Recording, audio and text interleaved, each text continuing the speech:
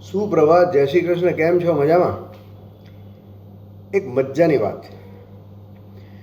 એક રાજાના દરબારમાં એક ગાયક એમને મળવા જાય છે. એને એમ કે કંઈક ગાઈશ તો મને સારું ઇનામ મળશે. તો કે રાજાજી, હું બહુ સરસ ગાઉં છું. તો કેમ? હા, કે તમે મારું ગાયન સાંભળશો ને ગીતો સાંભળશો, તમે ખુશ થઈ જશો, ખુશીથી ઝૂમી ઉઠશો. શું વાત છે? કે હા. કે તો કે કંઈ વાંધો નહીં, ગાવાનું ચાલુ કરો. તો એ ગાયક એટલું સરસ ગાય છે, એટલું સરસ ગાય છે કે એની ગાયકીમાં આખો રાજ દરબાર ડૂબી જાય છે. 1 કલાક, 2 કલાક, 3, 4 કલાક, 5 કલાક સુધી ગાયા જ કરે. અને રાજાના દરબારીઓ સાંભળ્યા જાય અને ખુશીમાં ઝૂમી ઉઠે છે. બધાનું મન તરબતર થઈ જાય છે ગાયકીથી. ઈશ્વરના ભજનો, પ્રકૃતિ પર ગીતો, ખુશ થઈ જાય. રાજા કે માગ માગ, તું કે હું તને આપું. તો ગાયક કે રાજા, હું શું માગવાનું? તમને જે યોગ્ય લાગે આપો.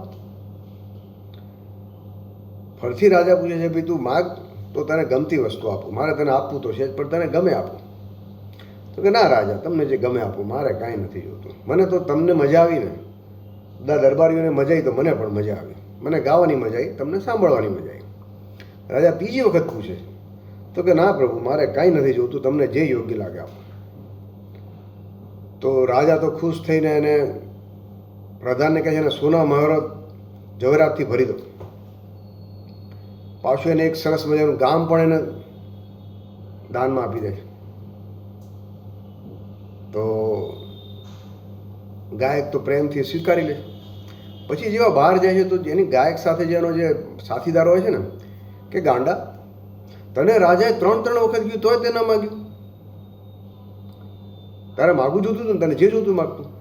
તારે તો રાજા સામેથી કીધું હતું.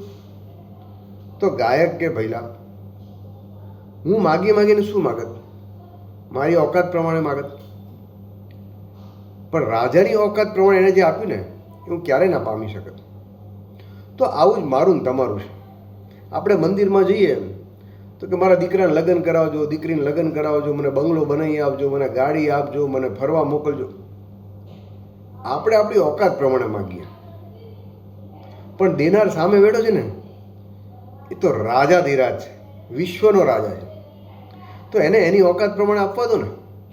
આપણે શું કરવા માગવું છે? અને એને ખબર જ છે આપણને શું જોઈએ, પણ આપણે માગીને આપણે નીચા થઈએ. એના કરતાં એને આપવા દો.